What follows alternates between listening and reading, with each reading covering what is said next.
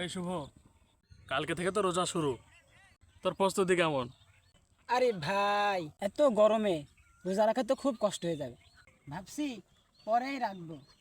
কষ্ট তো হবে, তবু যে রাখতে হবে। কিন্তু আল্লাহর জন্য কষ্ট করলেও মিষ্টি লাগে। কি ব্যাপার, এখানে বসে কি আলোচনা করছো সবাই? ইমাম সাহেব, সুমন বলছে রোজা রাখা নাকি কঠিন।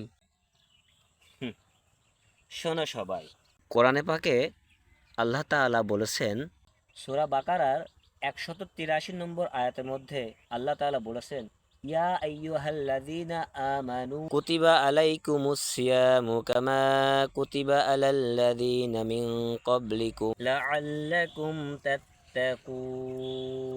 যার অর্থ হলো, হে ঈমানদারগণ, তোমাদের ওপর যেমন রোজা ফরজ করা হয়েছে, ঠিক তোমাদের পূর্বপুরুষদের ওপরও ফরজ করা হয়েছিল। রোজা আমাদের তাকওয়া শেখায়, ক্ষুধা সহ্য করা শেখায়, গরিবের যে কষ্টটা সেটা বোঝায়। ইমাম সাহেব, আমি তো এভাবে কোনো সময় ভেবে দেখিনি, শুধু নিজের কষ্টটাই বুঝেছি। আমরা যদি একসঙ্গে রোজা রাখি তাহলে সব ঠিক হয়ে যাবে। হ্যাঁ, সাহারিতে আমরা একে অন্যকে ডাকবো। ইফতারি আমরা সকলেই একসঙ্গে করব। তাই মনে রেখো, রোজা শুধু না খেয়ে থাকা নয়, মিথ্যা গীবত এবং পাপ কাজ থেকেও বেঁচে থাকা। ইনশাআল্লাহ। ঠিক আছে, চলো সবাই, একটু পরে রমজানের চাঁদ দেখা যাবে, আমরা নামাজের দিকে ধাবিত হই। দুনিয়া নয়, আখিরাতকে নিয়ে ভাবতে হবে। তাই বন্ধুরা, ভিডিওটা মন ছুঁয়ে গেলে শেয়ার করে দিবেন।